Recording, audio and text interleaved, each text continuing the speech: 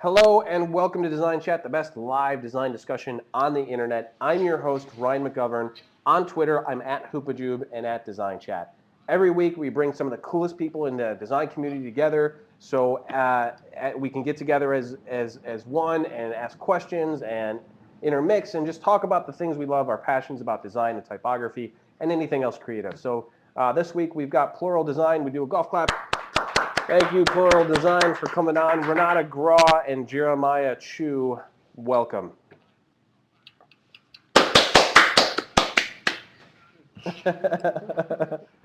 How's it going?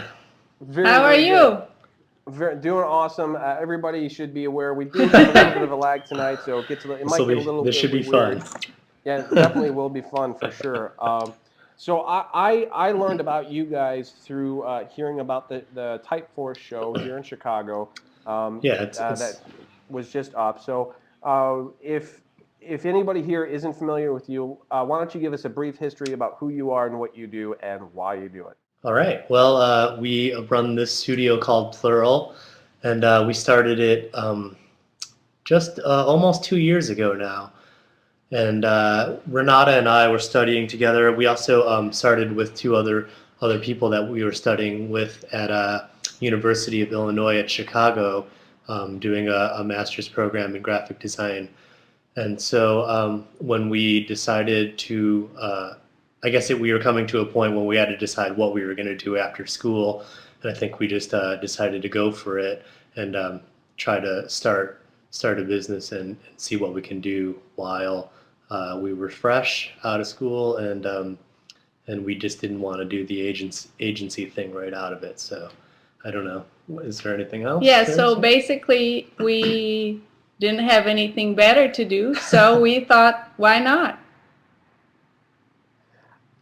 I asked this question last week of Sean Adams, who is a principal in Adams Memorial out on the west side.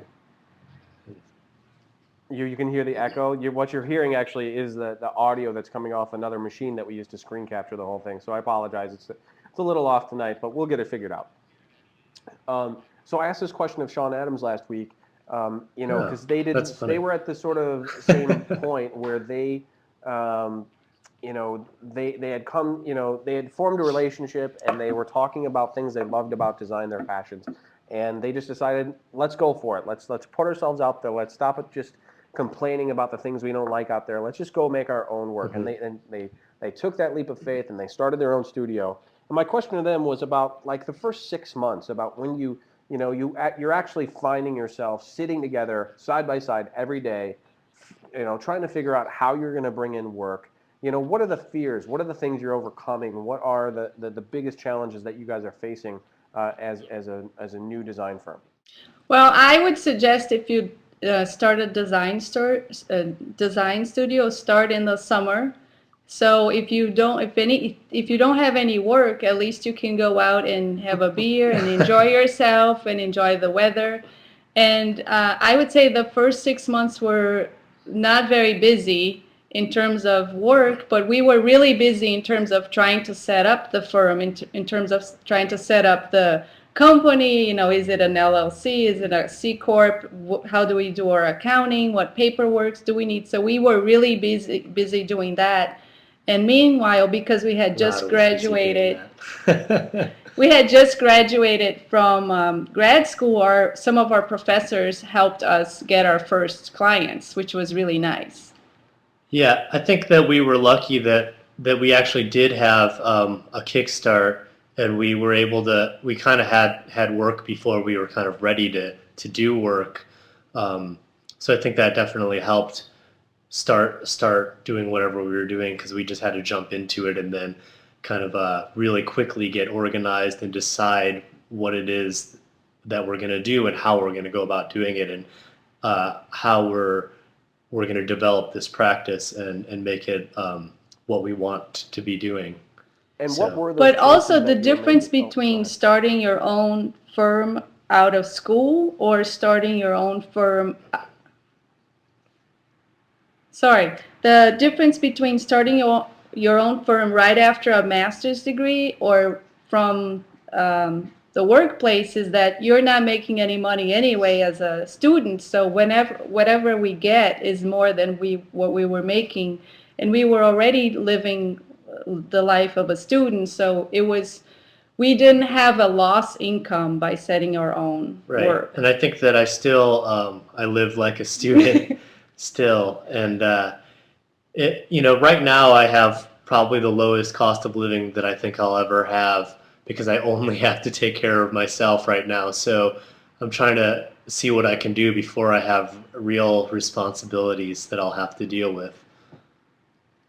So what were those decisions? What were those the choices that you guys were making? What types of clients did you decide you wanted to work with? And that's a good point too. Work with and not for. I mean, is that what are the philosophies that you guys are sort of founding your practice on? Well, we want to work with people that we believe in. We work for people and with people that we can build a relationship with and that believe in design. But when we were starting out, we also knew that might take a while. That might take a while to get those clients under our belt. So we do a lot of free work for people that we like and we believe in their cause.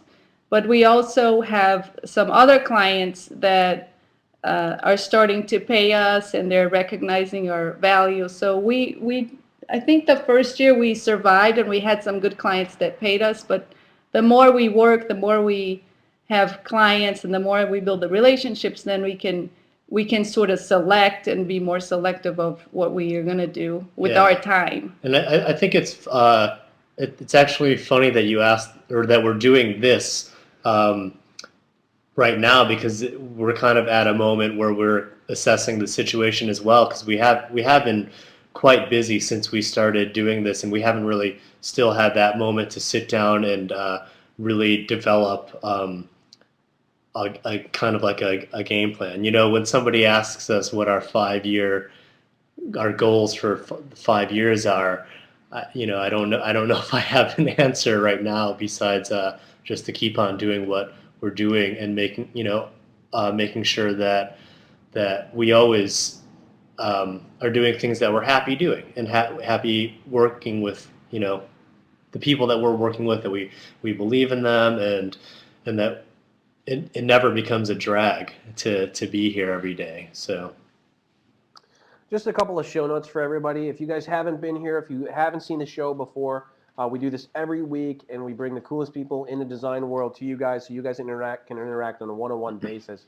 And something that's really cool about this new interface that we're using this week, or this is the second week actually, is that we do a Q&A at the end of the session, and you guys can actually come on video if you've got a camera on your laptop or your computer, whatever, and you can come on and ask your own question yourself. You get one-on-one FaceTime with these people, and that's really exciting for us.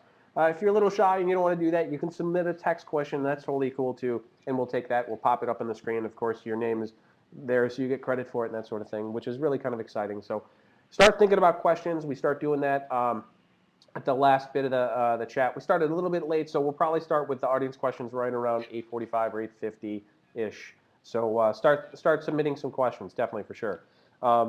So yeah, definitely one of your goals is you don't want your job to be a drag every day. And I think, that's a lofty goal to have, and it's really great that you guys are in business for yourselves, making your own decisions on how you're going to do that. No. So how long exactly has it been?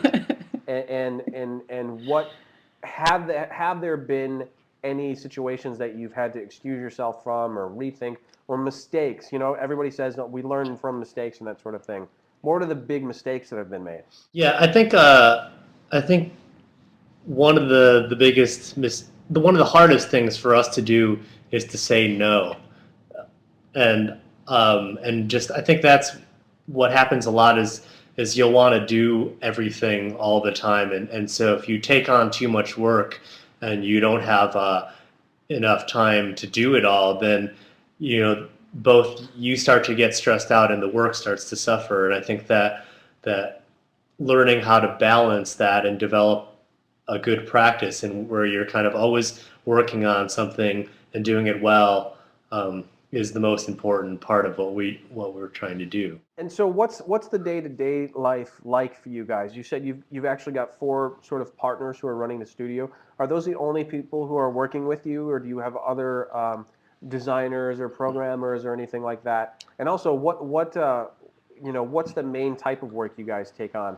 Do you do a lot of web? Do you do mostly print? Do you have a focus or anything like that?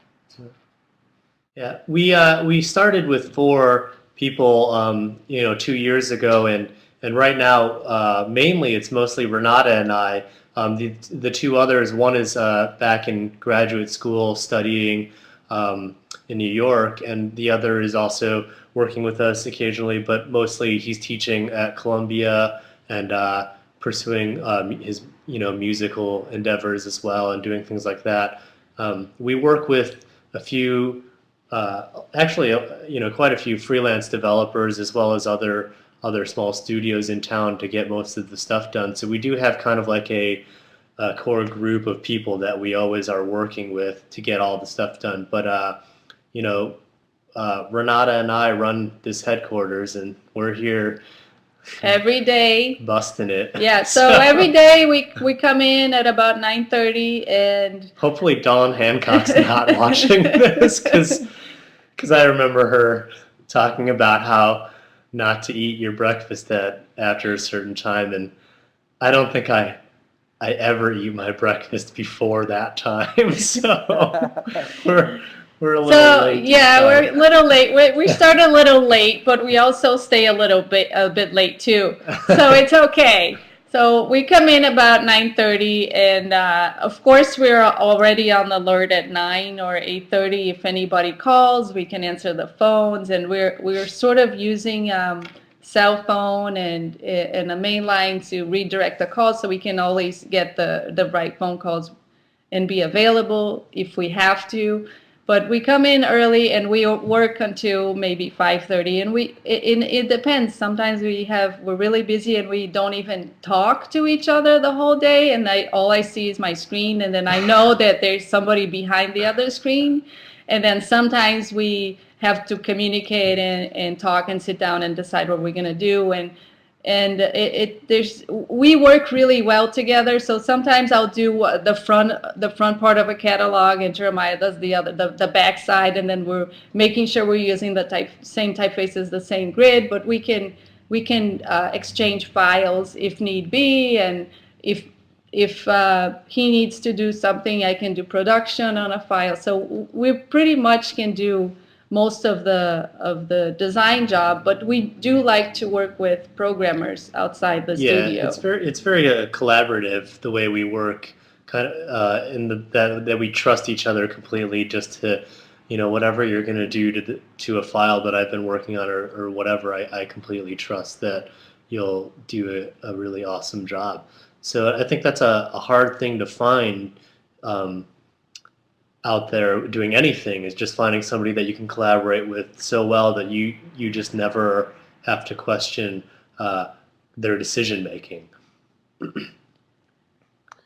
So what do you guys have goals? I know somebody sort of you sort of addressed this a little bit already, but you're in Chicago. You've got a few people in your group.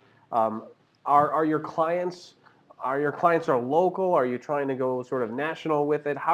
What's your relationship like with your clients? And I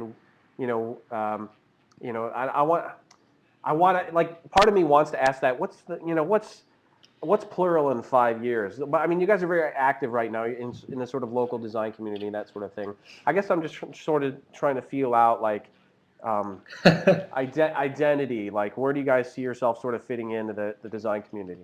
We try to be very experimental with our work, and we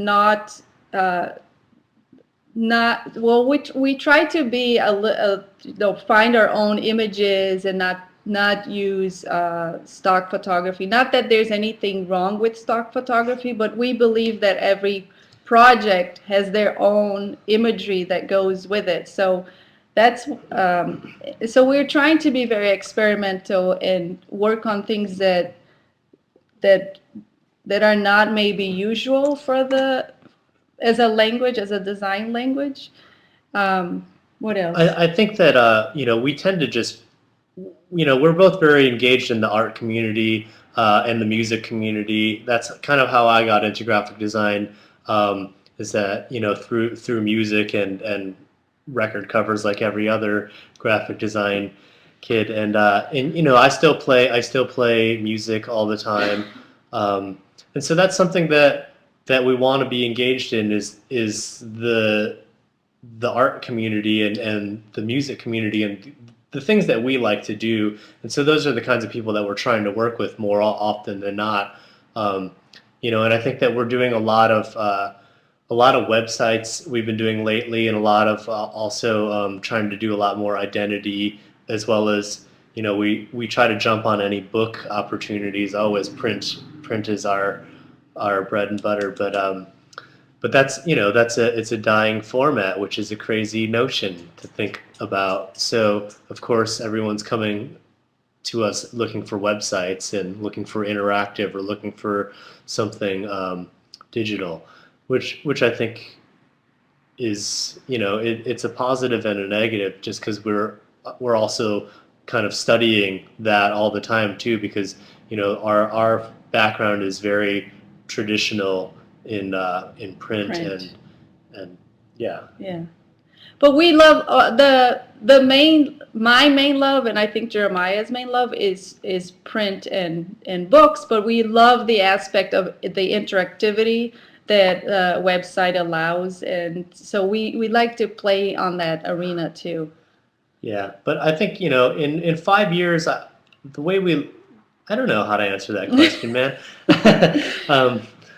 I think that we're just trying to work at what we can do, and as far as Chicago goes, we've been working really hard to kind of make as many connections as we can to here, because there's such a growing, vital design community here that is awesome, and we are really happy to be a part of. And so we want to connect with anyone else that we think is doing really awesome work, and just work with them also as much as we can. And then once we've taken over Chicago, then we'll look at the next city, Yeah. and then the next country, and then the world. But we do have some clients that come up, and they see our website. We've done some work for a snowboard company out in Vermont. Yeah. And we've done some work for a German music label recently, a poster for them. So some of this international connection already happens because of the web. Yeah, we definitely get more internship requests from overseas than we do in the States, which is, I'm just wondering where they're finding us, and that I think that's really fun to get an email or get something from somebody, and they're in Spain, and you're like, wow, what are you doing out there? But yeah, I think we've had some really exciting projects, especially in this year. It's been crazy. Since January, it's just been totally nuts here. We participated in this thing called Epic, which was a really fantastic experience where we were one of 3 host offices. If you don't know, I'll type it up on the chat. But Epic is this organization where they have 3 design firms in the city be a host to maybe about 9 or 10 creatives, and then what we do is we do an 8-week kind of like crash rally where we make work for a nonprofit organization.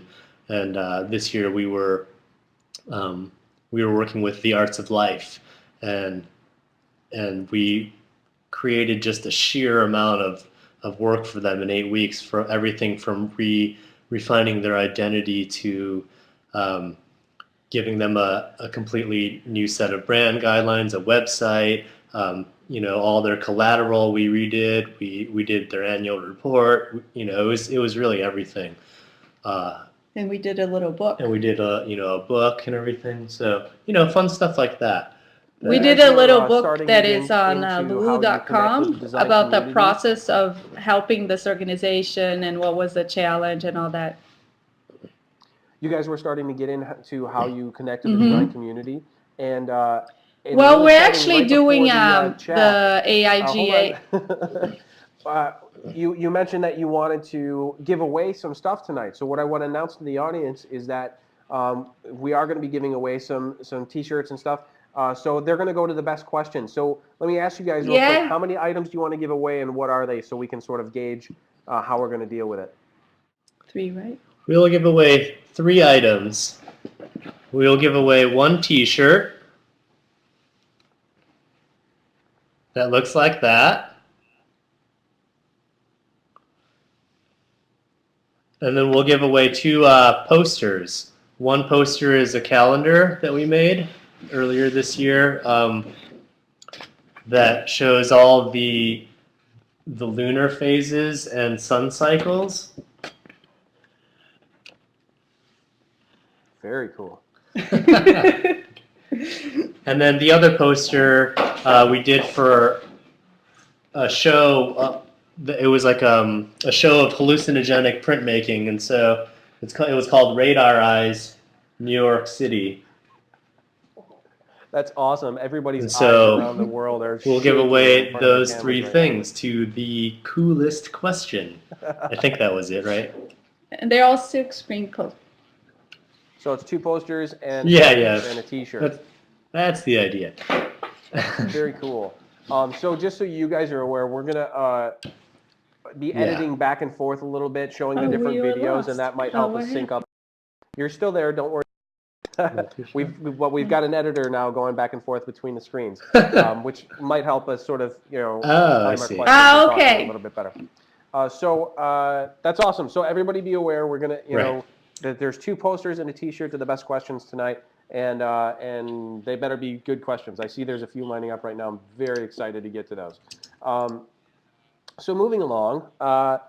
Let's talk about some of that work. Actually, let's talk about the posters and T-shirts we were just looking at. Are these your favorite sort of projects? And tell us just sort of the backstory a little bit.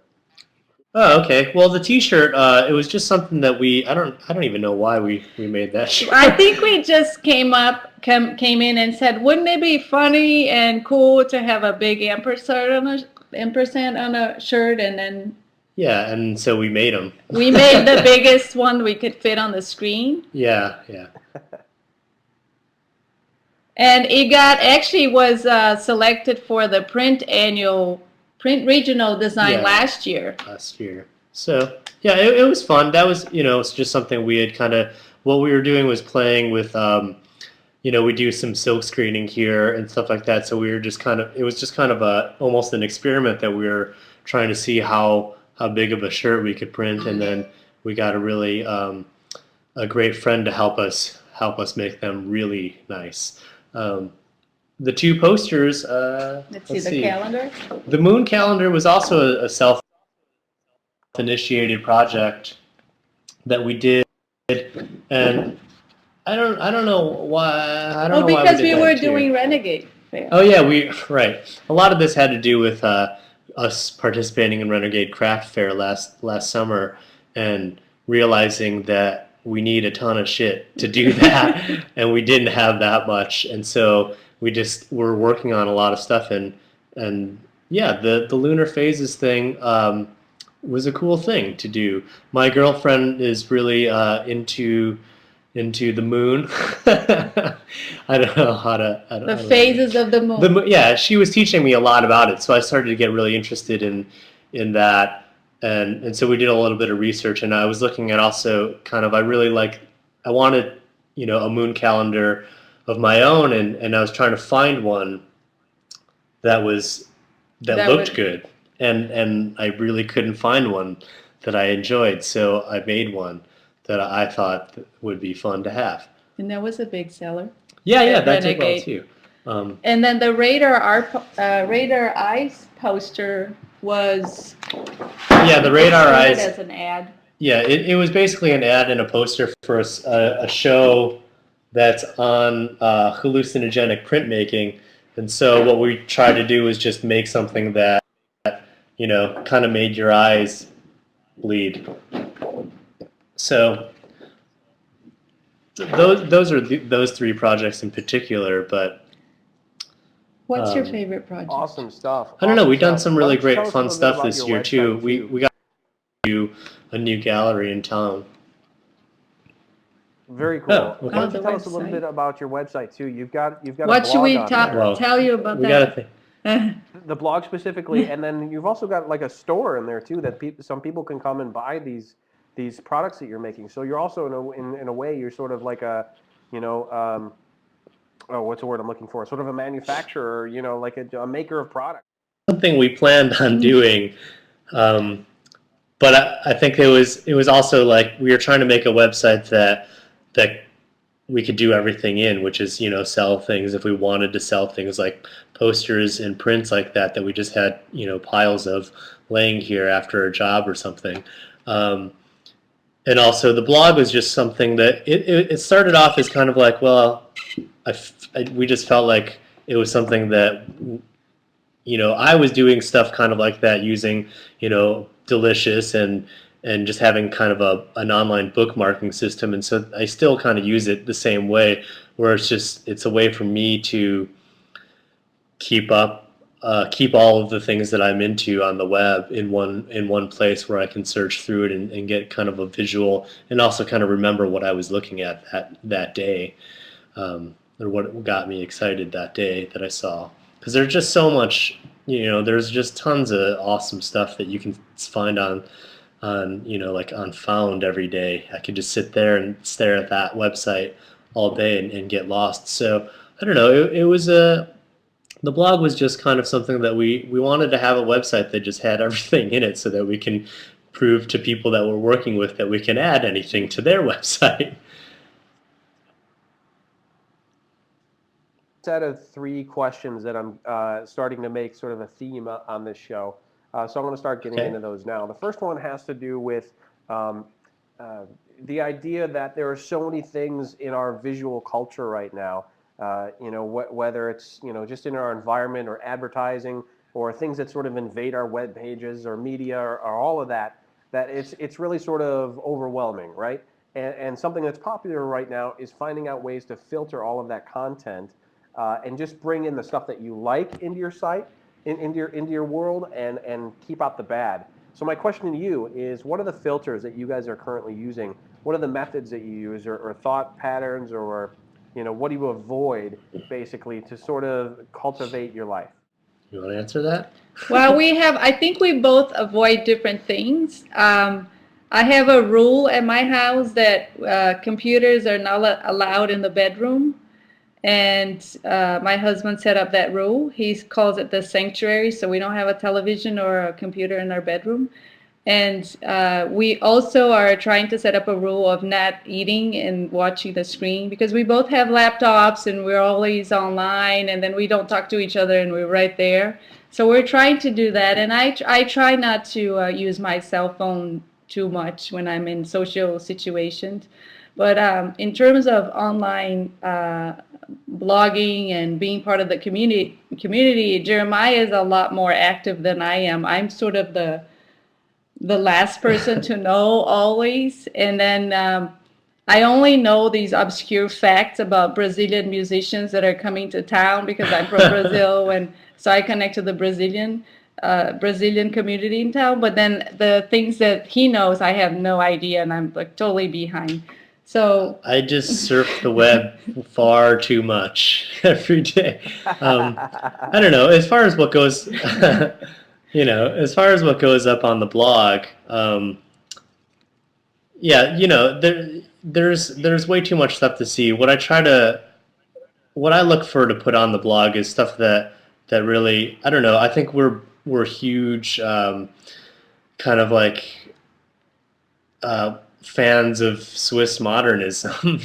That's really that's really what I like to look at a lot of. And so I don't know, when you have things that are all everyone's buzzing about, and you'll find on every blog, I try to just, it's hard to, but I try not to put that up on ours too, just because you'll get it a million times from everyone else. And so I don't know, there are, it's hard to decide what to put on that every day, but I just do whatever I feel like doing that day and just throw it up there. I'm not really worried about what people think about it or who's reading. I don't even know if people read it. That's awesome, though. I mean, that you guys have sort of like chosen that path and you are exploring those roads. Renata, that's awesome also to hear that you're from Brazil. A note on Brazil, we recently formed sort of a relationship with a website called Obdizito, which posts tutorials and design inspiration in general. And Fabio Sasso, who was actually in this chat earlier, he had to take off, is from Brazil also. I'm wondering if you're familiar at all with Obdizito.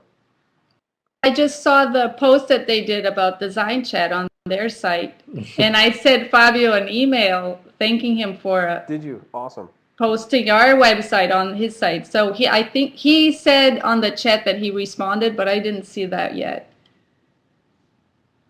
Very cool. Yeah, Fabio's a very cool guy. We've had him on the show a couple times. He's sort of a fan of the show too, which I think is awesome and I'm flattered by.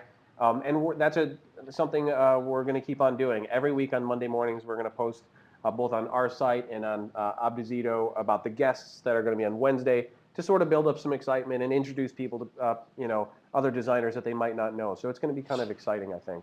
The next question that I have for you guys has to do with guilty pleasure websites. Do you have a guilty pleasure website that you go to every day and you don't really tell anyone that you do?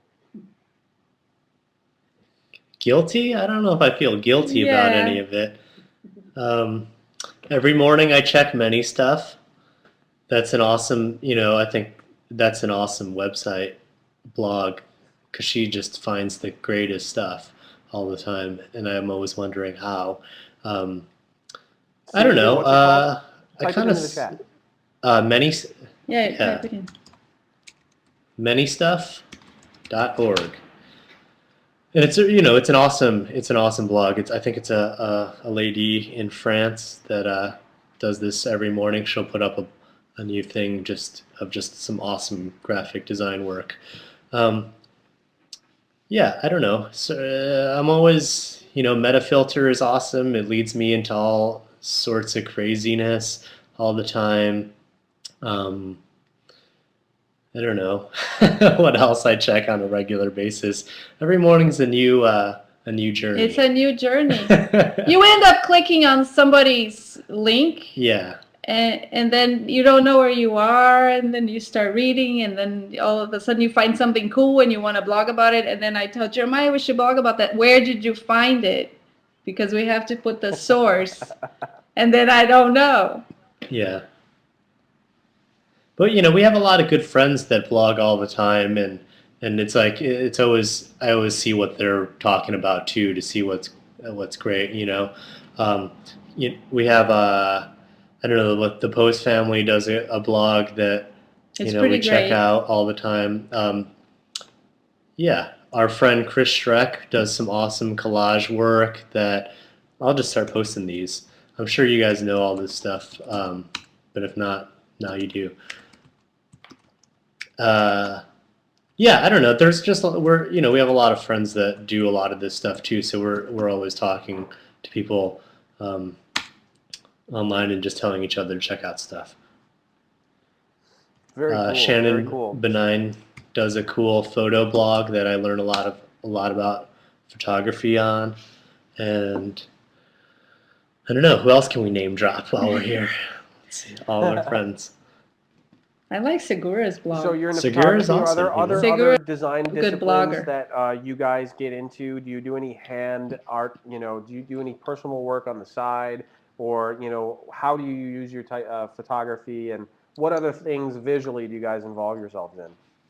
We do a little bit of letterpressing and silk screening. Silk screening. I mean, I grew up drawing all the time, so it's funny after kind of studying what studying does to you when you kind of learn a lot. I feel so rigid after I left school, and right now I'm starting to feel like fuck rules. Let's do whatever we want to do every day, and And I think that that's a, it's a hard thing to find that balance, because it's like now we kind of understand a lot more about how to create something where you're paying attention to the composition and the right proportions, and it's on a grid, and it's all these things that are Relationships, the yeah, design are relationships, are and right or whatever. yeah, But and there's such a resurgence of kind of like this hand lettering and hand illustration and all this kind of crazy stuff it's interesting to me, because I don't know how I feel about it all the time, because when I think about hand lettering and I kind of see all the stuff that's out there now, and then I think about Armin Hoffman's poster or whatever, and it was hand lettered. yeah, and it's like all hand lettered, but it just looks, it's like perfect, or all those dudes that were doing, the forefathers of design, like they were using their hands to make this stuff, and so when I see stuff now, and it's I'm not sure how I feel about everything right now. Yeah. Well, I'm totally hoping that, go ahead. Not everything that we do is through the computer. And we use a lot of photocopying, we use a lot of drawing, we use a lot of cutting and pasting and putting things together. We do silk screen, we do letterpress. So it all depends on what the assignment is. Sometimes we combine things. And I actually, screening. Yeah, maybe. I wonder how many studios out there still put a piece of glass over their work after they print it out and cut it up with scissors and paper and stuff. That's something that we still do every day, is we print it out, we mock it up, we put it under a piece of glass or whatever and look at stuff. And if you're working in print, then you got to see it in print before you can let it go. We work with our hands a lot. I think that's an important thing that we want to make sure that we don't lose in our practice. And I don't know, I think that we're inspired by just that, whatever is around. Like I said, I play music a lot, so there's a lot of overlap between that work and this, in the design work that I do. And I think that anyone that knows me knows how ridiculously busy I try to keep myself all the time. So on an earlier note, that's something I'm really excited about. That's hopefully coming very soon. Is that we work with these cold sort of war machines, but cold in creating interactions that have to do with real life people. My hope is that with these new touch interfaces, touch phones, and the tablets coming out soon, that very soon we're going to have a new way of creating visuals, creating artwork to communicate with people that's going to have a completely new look because of the touching of the screen. And it's gonna it's gonna tactile feedback and that sort of thing. I really think that it's gonna completely change the way. It's gonna have a new sort of era, it's gonna change the way we look at things. We'll need to get like an A0 screen or whatever that we can work on to mock up our posters full size on screen. That would be awesome. So now we're going to move on to the last segment. Actually, no, wait. Did I have one more question? Yes, I did. So what is currently on your visual radar? What are the things in your life, things that you're interacting with? Maybe it's something on the street that you pass by every day. What's something that's sort of sparking your creative imagination right now in your lives? Well, I think that, well, for me, a lot of what I'm interested in is kind of the medium right now and experimenting with that. So, I really like the working with the basic things. With a camera, it's like, what can a camera do? How cool is camera feedback, right? And things like that. Really thinking about just the basic essentials of stuff, and then seeing how we can kind of revitalize or rethink these things that we just work with every day, that we know every day. It's funny, because it's like we always talk about like, oh, we should be using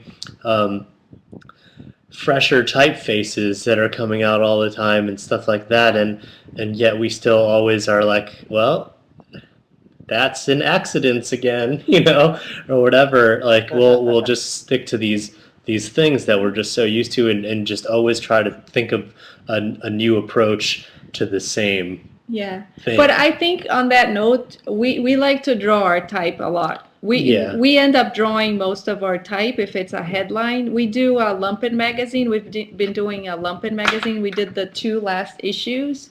I have the last issue in my hand. It's a red Lumpen, and we can give that away too, and it's actually for free. It's actually a free magazine in Chicago. I'm pretty sure people are familiar with it. And most of the type that you see inside, if it's a headline, we like to draw it and create our own shapes. Very cool, very cool. So now that's 4 prizes, guys. We've got 9 questions lined up. People, you need to start submitting more questions. There's 4 prizes going out tonight, so really get on there and start asking some questions. So we're going to make that transition now. We're going to start going to audience. I'm going to start off with some text questions. Got plenty of those to start digging into.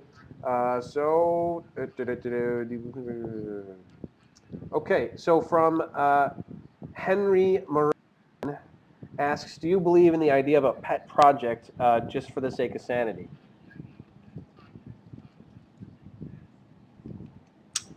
A pet project? What's that? Is that when you Probably do like a something side outside project, work? Yeah. Exactly.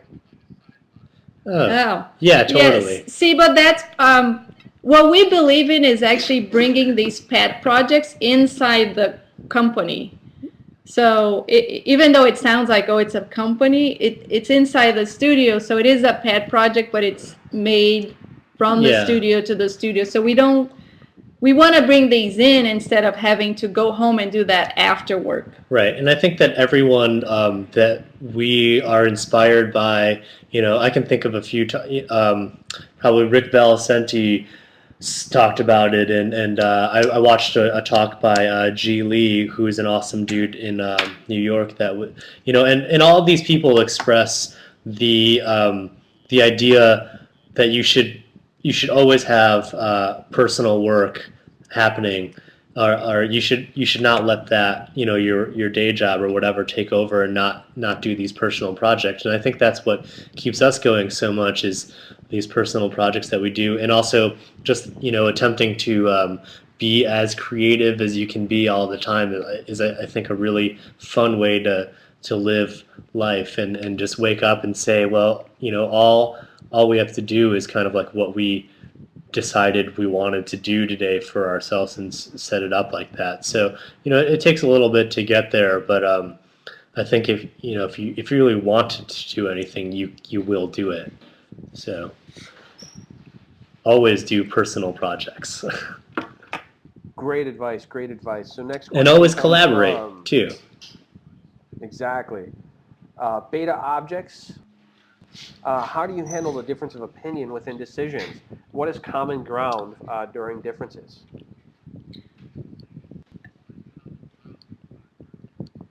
We do an arm wrestle. Yeah. I usually always win. So it's not really like it's not even a decision to be made. It's just kind of like I'll just do the arm wrestling just to let Renata feel like she has a say in what we do. No, seriously, we talk about it. Jeremiah always says, I'm not into that. It's not working. Yeah, I got like this arm. Yeah. I don't know. That's a hard thing, because a real hard thing to learn is that you're not right all the time, I think that was I'm still learning that, because I think I'm always right, and I know often that I'm not, but I'm a very optimistic person, and I always I think learning that is a really hard thing to learn. Yeah, I think we're both stubborn and we're both passionate, and if we really believe that something should be moved an inch to the left, or if we really believe that the message is not coming across, then we talk about it. Yeah. And then we try to convince the other person. Yeah.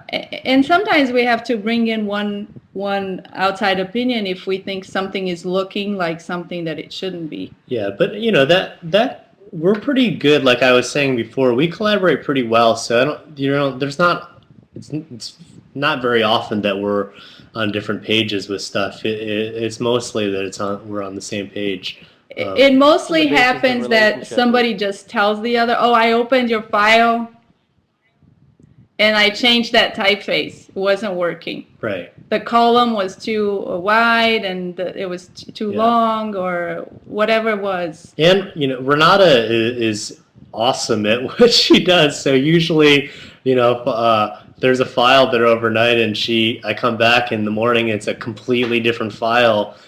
It's awesome. That's like the best part of working together, is that you'll come in the next day, or people will work on each other's stuff or whatever, and just come in, and it's like it's a different world, but it's always so much in a better place than it was, that it's like sometimes you just need to separate and just kind of go into your zone and do your thing, and then come back and look at it. Yeah. And it's good to have somebody that when you're burned out and you can't take it anymore, that you can pass the file. So that's awesome then. It's like the basis of your relationship. You already work well together, and on top of that, you enjoy each other's work. Mm-hmm. So when there is a difference of opinion, it's not going to be a huge difference where I think you're totally out of your mind. We're never doing what you're saying we should do. You guys are really close on the same page all the time. Right. Yeah. And then It's been like that. Yeah. If we disagree, then it's my decision. Next question comes from Gaston Boyle, who asks, camera, did you program your site, or did you create the concept Gaston. and someone else do the coding? Well, when we started, we were 4, and one of the people that was our partner was a programmer, and he was amazing. Yeah, he still is amazing. He still is amazing, and he decided last year to go back to grad school. He's pursuing his MFA in Electronic Arts in New York. So we did the site together with him. It was our idea with him, and he developed the site with us. Yeah, we had Shannon Bernina I had mentioned earlier, is a great photographer, and she helped us shoot all the work, and we kind of got together. And this was all while we were still finishing up our last semester at school, where we were just kind of able to use their facilities to go do all the shooting and get all the stuff done, so that at graduation, when your professors ask, "Oh, what are you going to do now?" we were able to hand them a business card and say, "This is what we're doing now. Send us clients." Yeah, send us some work. So awesome. We're going to switch now, and we're going to take a video question from Eduardo Maquis. I hope you are still with us. He submitted it 23 minutes ago. From Brazil, actually. So let's get him on. Eduardo, are you there? cool. Hello there, I'm What's here. your question? Hello. Cheers from Brazil, Rio de Janeiro, my friends.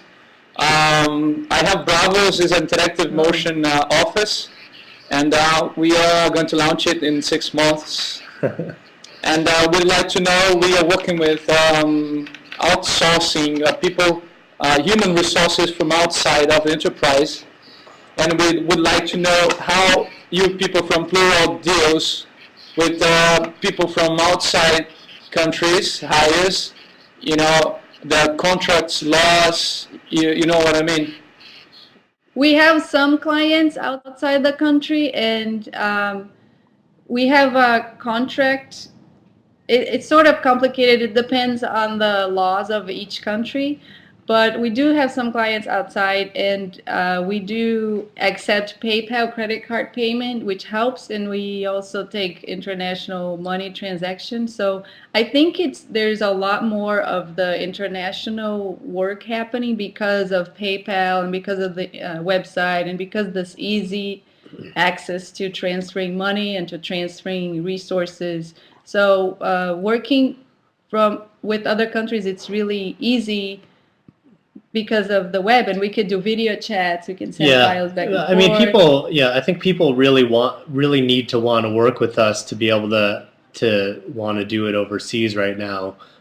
So yeah, it doesn't happen that often at all, but yeah, it can be done. Yeah. There's a few more steps and a few more things to figure out, but yeah. And we're always willing to take a flight to Brazil. Yeah. That's no problem at all. We're always available, right? Yeah. Jump on a plane. And cool headphones. And be there in 2 shakes of a lamb tail, right? Who needs video chatting when you can just jump on a plane and be in another country, right? So next question we're going to take from Christine Tron. Exactly. Right. Being primarily trained in print, what did you do to make the leap into more interactive media?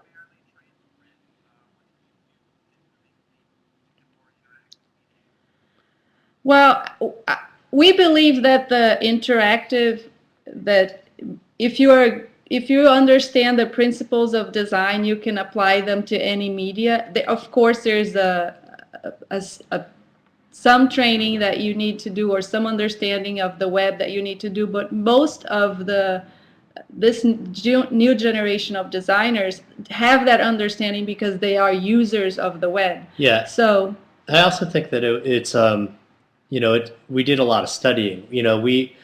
I think when we were in school, we studied, we did a course on processing. I don't know if anyone's familiar with processing.org, but we know HTML a little bit, enough to get us in trouble. It's a really cool place to go and learn a lot of stuff about interactive. And I think that the hardest part is that you're now dealing with the aspect of time, or you have to understand how people use this, and that you have to.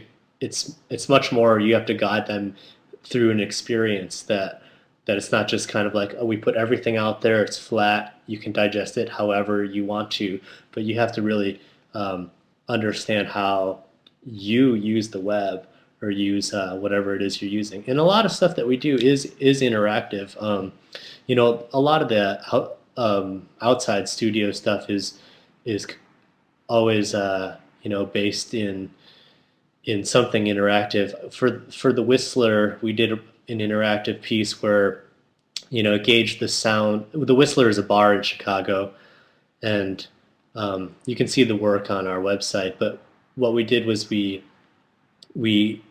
worked with a programmer, Mike Bingaman, who's very talented as well, and developed a software where, depending on how loud it was in the bar, this front storefront window would project a certain color light, and so you could kind of see from the outside of this bar how many how loud it was inside.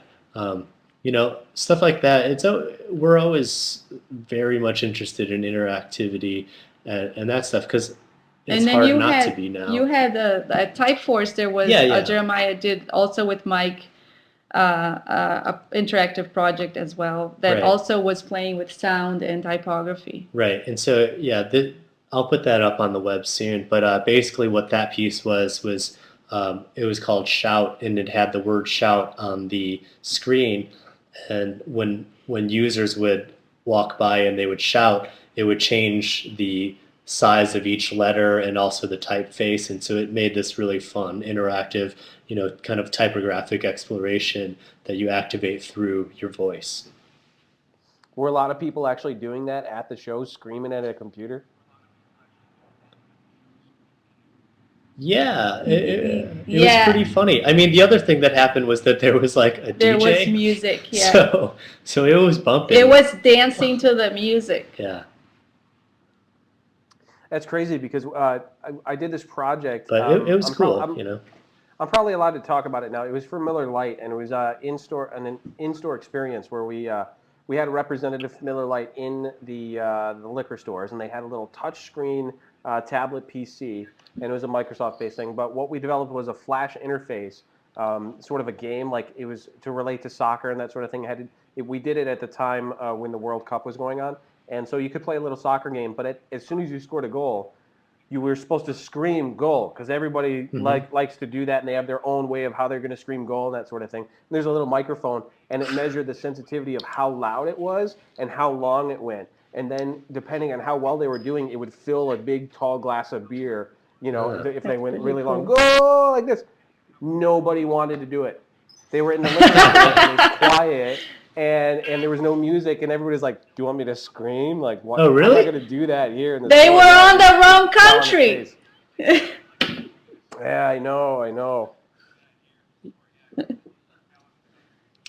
That's too bad. Doing the project itself was a lot of fun, though.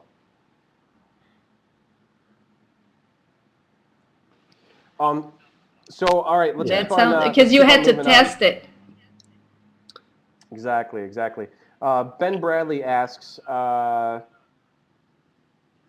lot of your work has been has a great abstract feel. Does much of your work, I'm not sure if that's a question. Do you guys use scissors and paper? Yes. Does much of our work begin with scissors and paper? Begin with I don't know.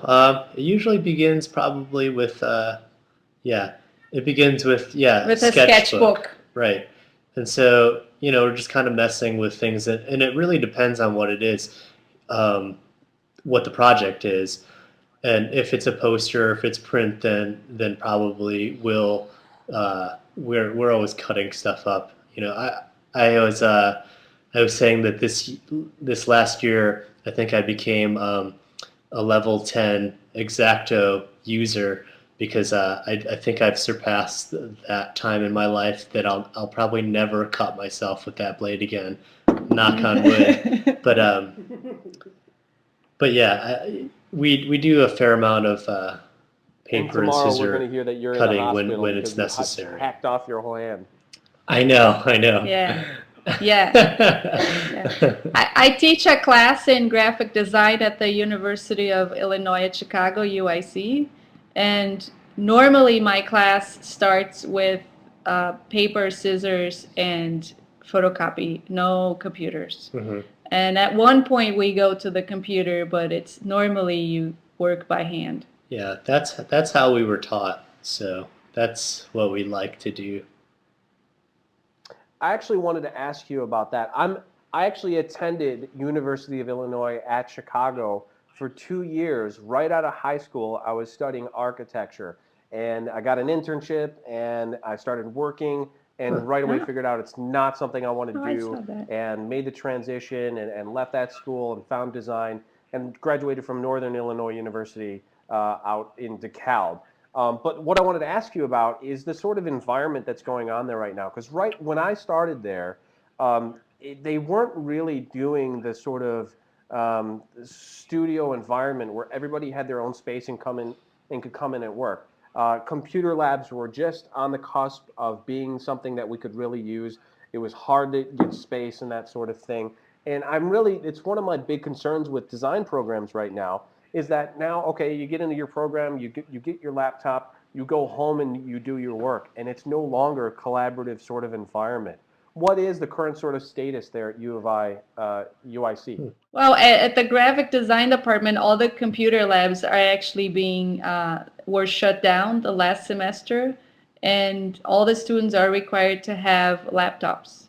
So I think you do have a little bit of, also have a little bit of that concern that the students are not really collaborating, but we try to make them collaborate during class, and they don't like that very much, but we give them group assignments and especially research assignments, and they have to give a lecture about the theme. And then in the class, I always tell my students, walk around. Everything is on the table because we're working by hand. So walk around, see what everybody's doing. Just for a note for all the people in the chat. There's 50 people here. We should have more questions lined up. We've only got 3 more questions right now. People, they're giving away stuff tonight. Focus. Think of some questions. Be creative. Aren't you guys creative? Come on, think of something. They're giving away a T-shirt. Show the T-shirt again. We the should ampersand ask our T-shirt. own Show the T-shirt. Yeah, I'll start asking some questions so I don't have to ship this Yeah, anywhere. you know what? If you want to, T-shirt. shoot, ask me the questions. T-shirt. I'm all about it. Awesome, awesome. So what we'll do is whoever wins, we'll pick the winners. It comes in different there's 4 sizes, prizes. so you can pick. And we'll announce the winners, and then we'll have you tweet me at DesignChat on Twitter and send me your email address. I'll forward that on to Plural, and then they'll send you out your prizes for your questions tonight. So get on the questions, people. Seriously. Do you guys have questions, Jeremiah or Renata? Ask questions. This is a discussion. This is a two-way street. For the audience? Sure. Yeah. Why not? Or discussion topics, or anything. Well, Where are people tuning in from? yeah, where is everybody?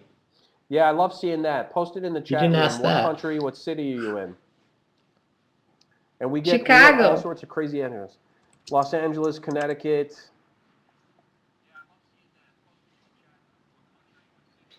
North Carolina, New Zealand. That's awesome. Argentina, Pandora. Very funny, graphic. Argentina. Wow. We've even had China. We've had Australia before. LA again. That's so cool. Very exciting. So, all right. So we've got a couple more questions lining up. Somebody's in the moon. So Yeah. on the moon. Very funny. From Gary Holmes. What do you say to clients when they ask how long you've been in business? We tell them the truth. I don't see any reason why not to, and we're not trying to fake anyone out here. I think that it's good to be honest with everything that you're doing, because if you don't, then you're going to get yourself in trouble at some point. But yeah, we show them our work, and Yeah. we tell them the truth. Yeah. We also tell them that we had previous experiences. We went to grad school, but before we both worked in design, so it's not like we just came out of school from undergrad. We have some experience in the marketplace. But even if you did just come out of school from undergrad, we are honest. Yeah, I think that. Do you get mixed reactions? There's nothing wrong with that. We never had a problem. So. Yeah, I think most of the people that come to us, they've seen our website and they kind of know what they're getting themselves into. So at the end of the day, I don't think that they care about that at all. They care about paying us and to do a good job. So cool. Next question comes from Don, who asks, do you get requests for projects outside of your creative capabilities, and how do you meet those demands? Great question, Don. Yeah, good question. I think outside of our creative capabilities, that happens a lot because we can't do everything, but we also can do a lot of stuff. I think if you're a good designer, you're also a good outsourcer, and we just have a lot of people that are super talented that we work with all the time, and so we haven't ever had to turn down a job because we were not capable of meeting the need. Although one time we went to a meeting and we misunderstood the client because they asked us to design something, and it was really about production, and it was a very complicated back-end website, and we told them that we misunderstood them. Once again, the truth. Mitch Smith wants to know, what do you feel should be included in a student portfolio? Oh. So advice for students who are just coming out of school and looking for their first job. It's a good question. I always tell my students to look at your whole portfolio and take out the pieces, take out 2 pieces from it. Just take the pieces out that you feel like you're going to make an excuse for it. Oh, I didn't have time to finish, or this assignment was this, or something happened. Never make an excuse. If it's in your portfolio, it should be. You should be 100% confident in that. I think that's, something that for some reason everyone seems to do that. I don't know why you would do that, because it's your portfolio and you put the stuff in it. So that does happen more often than not, where somebody will start to kind of like be like, oh, well, this piece isn't finished or isn't good or whatever, and then it's like, well, why are you showing it? Why is it there? But I think a good portfolio has a good variety of work.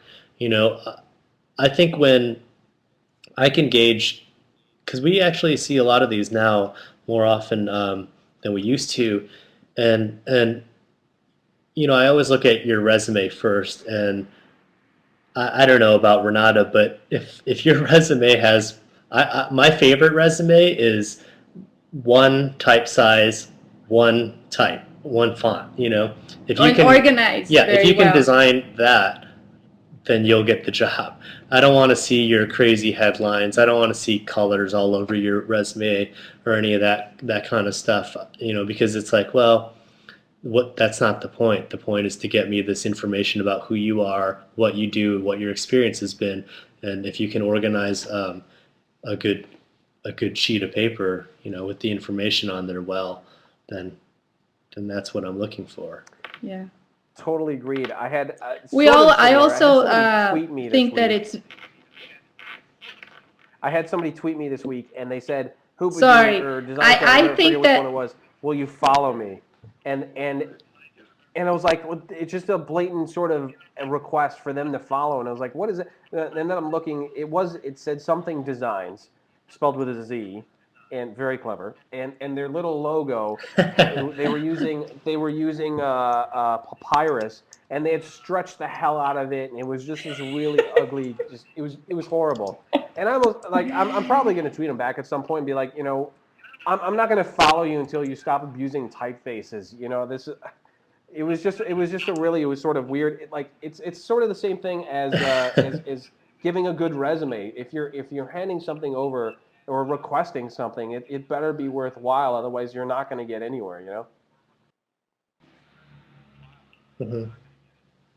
Yeah, I think that basically what we're looking for is strong typography and strong concepts, and that's pretty much and potential, because sometimes you see these pieces that were produced in a portfolio, but that they were produced for the somebody's aunt that's in real estate, and they had all the photos were provided, they had to fit within this format. We don't want to see that. We want to see your ideas. So we don't need to see that something that you've produced was really printed. We want to see, if you could do anything in the world, what would that be? And just another note for the audience. We've only had one submitted video question. I'm extremely disappointed. I'm now upping the ante. Anyone who submits a video question is going to get heavier consideration to win prizes tonight. So get on it, people. We've got 7 more questions that are text questions. Guys, I know we're running a little bit over right now. If you're cool, we can hang in. We didn't agree. Or if you got to run, that's cool. No, let's go deep into the night. Let's go where no DesignChat has gone. I love it. On that note, from Beta Objects, what is the most dreaded thing you do during the day-to-day or once a year? Taxes? Yeah, accounting. I would say accounting. Although when we write invoices, it gives us great pleasure. Yeah, paying the bills not fun. Accepting checks, lots of fun.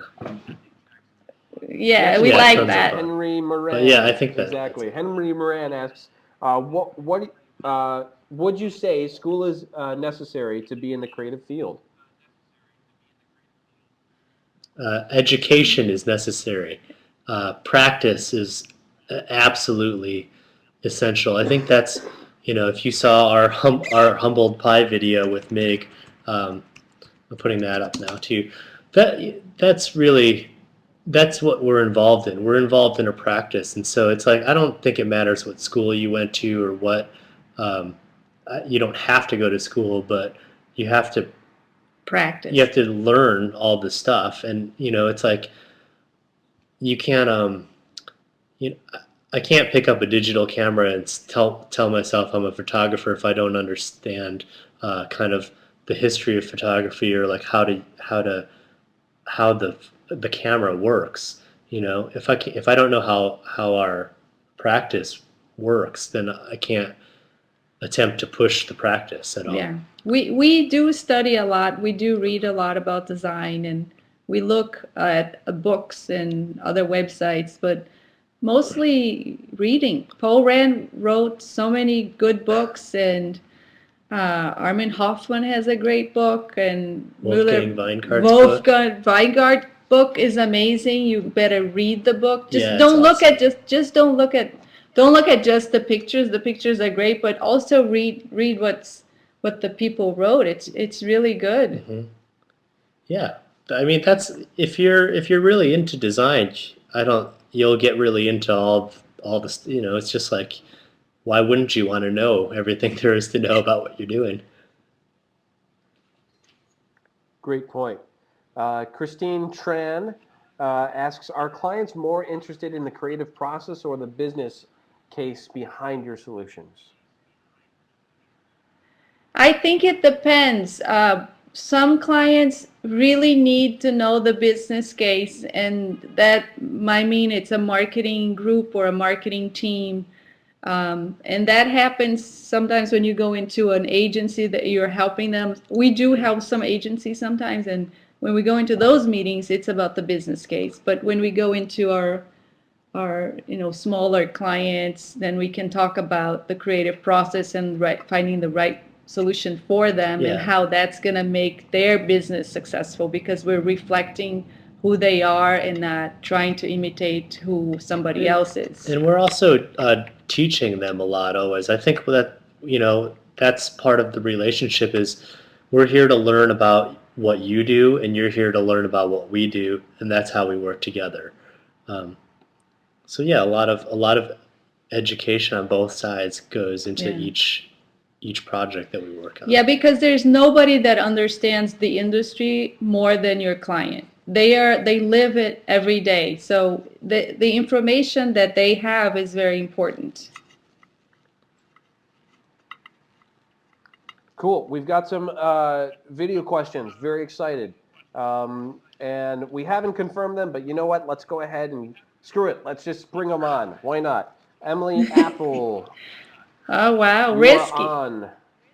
Yes. Hey. Ask your question, Emily. Okay. Hey. What is the most important thing for you as designers to see your design? Okay, let me start over. Is the first thing that catches your eye in a design, both in live presentation and in just internet?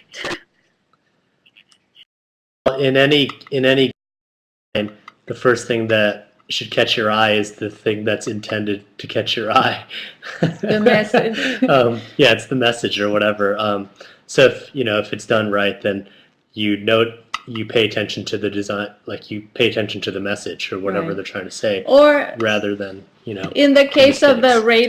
Radar Eyes poster, the message is sort of hidden, but that's the point of the message. Yeah, but I think if you look, we're all designers, so it's like I can't go to a restaurant with my girlfriend anymore And not look at the menu. And just sit there and stare at the menu and just look at all the mistakes for in the typography. And so, we'll be sitting there, and then, she'll say, "Oh, have you decided what you're going to order?" And it's like, "Oh, well, no, but the kerning on this word is like horrible." Does she make fun of you all the time for doing that? Yeah, Because I know stuff my like wife that. gives, if I mention any of that, she's like, "You're a design nerd." Yeah. Yeah, I think, I definitely feel that way. Um, but yeah, I think that, our eyes are drawn to what? Yeah, in a good design. It's the good design. It's transparent. Amen, brother. Speaking of design, let's keep on doing these video questions because that's a lot of fun. This next one, it just says Twitter user, so I don't know the name of this person, but they've got a good question. So Twitter user, tell us your name and ask your question. How's it going? Hey! Good, how are you? Hey! Good to see What's you. your name? Good. It's so loud, the feedback.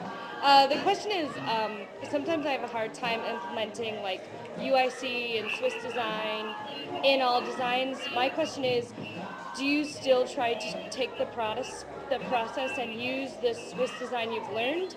Or is there a point where you're like, I'm gonna do with anything else I know and try to make this the best project? And what's your name really quick so we can thank you? Sam? Thank you, Sam. Oh no, we lost her. We lost her. We don't follow the rules as what's happening? Nothing's happening. So we don't have set rules that we follow. Like we only use Helvetica or we only use accidents. We follow the instincts of the Swiss typography in terms of looking at the space and the arrangement as part of the composition. But we also believe that you have to be very expressive in your design. It doesn't have to be cold or it doesn't have to be pure and simple. It could be very expressive and layered. Yeah. And I think we went to school as well, but I think isn't that the whole point of the Swiss pedagogy, is that you kind of like you give yourself these guidelines or this set of rules to work within, and then it's what you do within those rules that makes it what it is.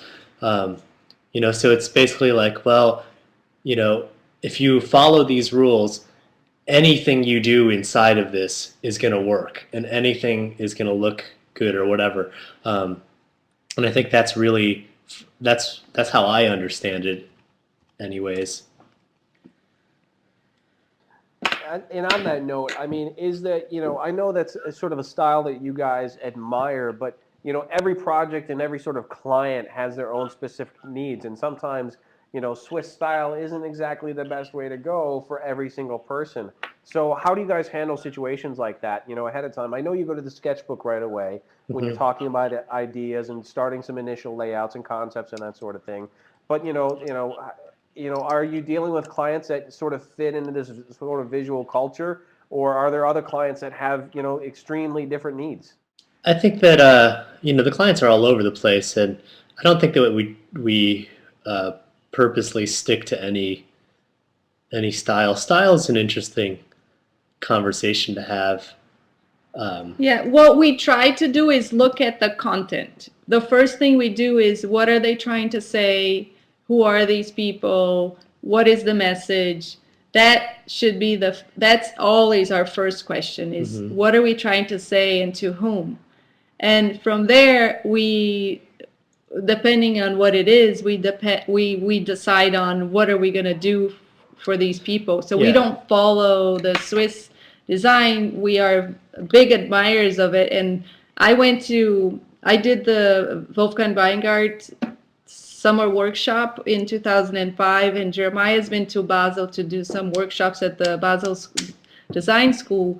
And what we admire from that school is that you the exploration time for each project is very long and deep. So when you do the same thing over and over and over again, you start to finding new solutions to those problems. And that's what we really admire, is the level of experimentation that they go through.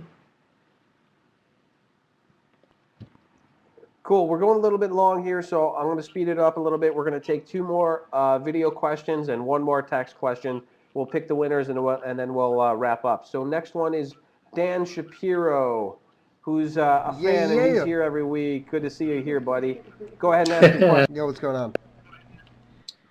Okay, first question. Well, I had 2. Why don't we just do 1, though, so we can wrap things up?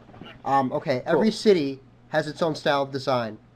What do you think the next big thing for Chicago is? I mean, we clearly have an influence on the design world.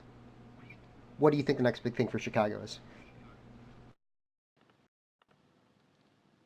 I think Chicago, you know, did anyone see the regional design annual last year? The print one? I think, I don't know.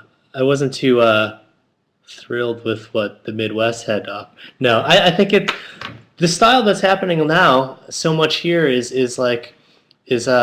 letterpress and silkscreen and hand lettering and this hand back to the hand kind of thing that's happening so much.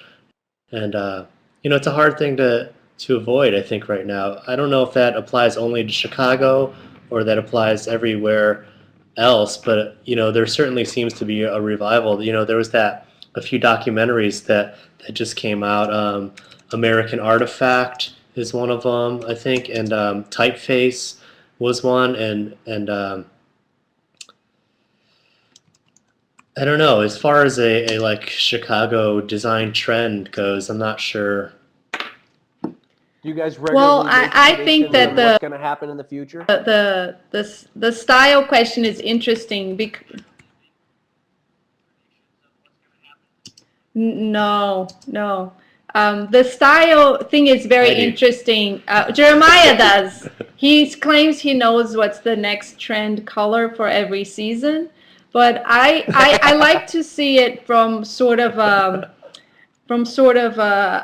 big context.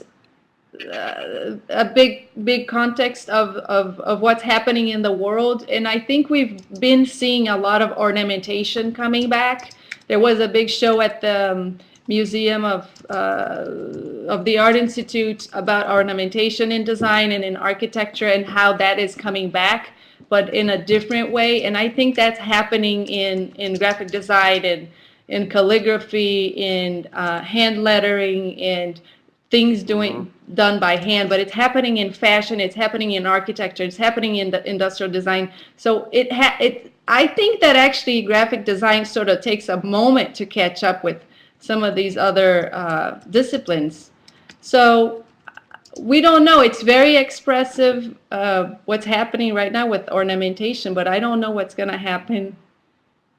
I'm sure Jeremiah does. He shrugs his shoulders.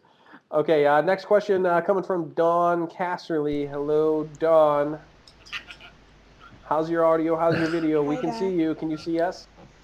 All right, go ahead and ask your question. Hi, how you doing?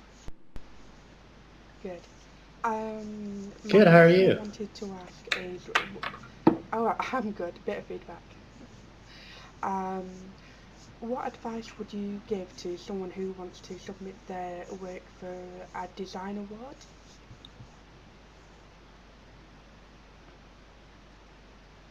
Did you guys catch that? It was a little quiet. Design award. Yeah. What advice to submit a design award? I think that, you know, design awards are tough because they cost so much money. So you gotta like really, and the competition's always super intense because there's so many talented people out there. But I think you just gotta, if you really believe in it, just submit what you think is the best that you have. Of course, that, you know. Also look at the publications. Look at the publications previous years. I know that the judges change from year to year, but most of the publications have philosophies that they follow. Mhm. So communication arts is a very different award than Print the or print magazine, and it's very different from the art directors club or the type directors club. So look at what they already published and what they are looking for to make sure that your project sort of fits within what the publication normally would consider publishing. If it's a logo and they're looking for specific things that are happening, a trend, and you're not fitting in, it's not going to get in. yeah, I don't know Maybe. about that. Don't design for those publications. Yeah, but don't design for the Yeah. publication. I Design for your clients. just send your best stuff. Great advice. Totally great advice. Okay, we're taking the last question. We're going to take the last video question, and then we're going to announce the winners, all right?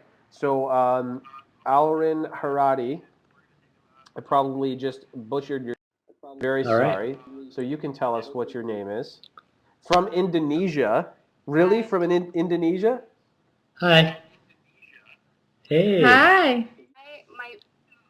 I took graphic design major, and now I ended up, working for a motion picture design firm.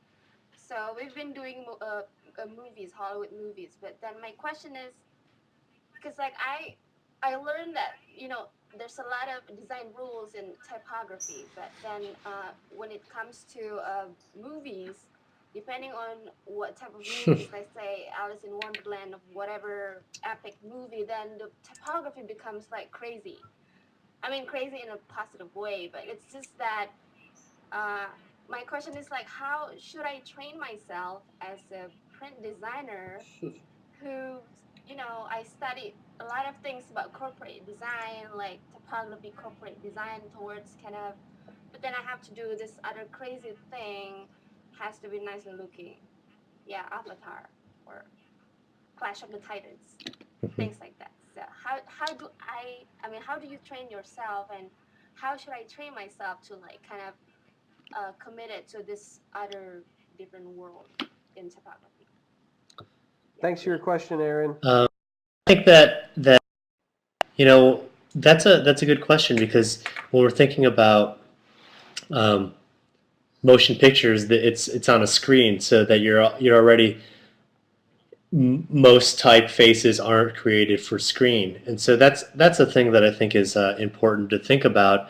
Is it's where you'll be viewing the typography, because the thing that I think that is important to always remember is that somebody had to design this font, and they were designing it for something, and so appropriateness is really the first thing to think about. I think is what you'll be using this typeface on, and so I don't know. Motion pictures have all sorts of crazy shit all over them. I don't know. Yeah, it I don't know sounds why fun. that is, but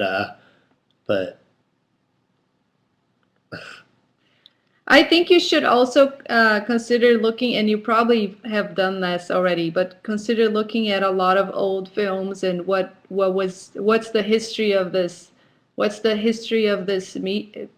medium that you're working with. mm-hmm. What has come before you, and what's the context of what you're doing. Yeah, and I think general rules in typography will apply to anything. Type is meant to be read and communicate. So. And when you look at those old films or new films, you should always ask yourself, "Oh, this is great. Why do I like it? Why do I think it's working?" Look at it with a critical eye, so you can learn from it and be inspired by it, but make it your own. Right, and if you can't find a solution, just use papyrus. No. Yeah, right. Just it's on video now, Jeremiah. I hope you know that. And But this is going to be uploaded as a podcast. Hitchcock and movies forever, have when you're 80, normally people are great going to be looking starts. back at this and saying that you suggested to always go back to papyrus. Yeah. Yeah.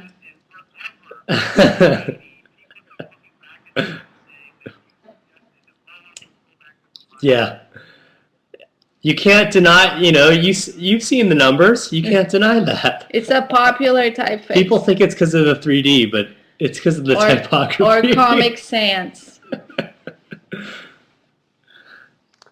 Oh, the two worst evils in typography, of course. So, all right, we do have winners. We're going to announce them right now. So, if your name is called, please tweet me your email address. Tweet me, and then I'll follow you, so you can DM me if you don't want to email. You don't want to put it out there publicly. So, first winner is Dawn Casserly. Second winner is Twitter user. I'm sorry, I'm forgetting her name. I know she said it. Sam. Sam, tweet me at Hoopajube or at DesignChat. Either one works fine. Third winner, Dan Shapiro. Good job, buddy. And fourth winner, Aaron Haranti. No, I'm butchering your name. I'm sorry. So tweet me. We'll forward your information on to Plural Design. Congratulations. So really, that brings us to the end of the chat. Thank you, Plural Design. Thank you. Golf clap to you guys for coming on.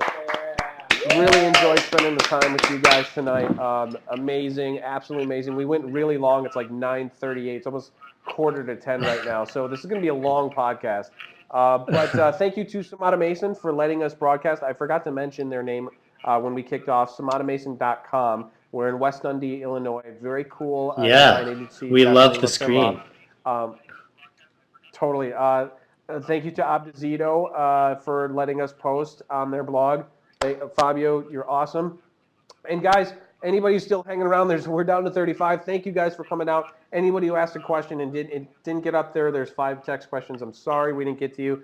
We went a little bit long, but please come back next week. We do this every week, Wednesday nights, designchat.info. You know that because you're here. That's Design Chat. And that's Design Chat's lag. Thanks. Thanks for having us. Good night, guys. It was that's a wrap.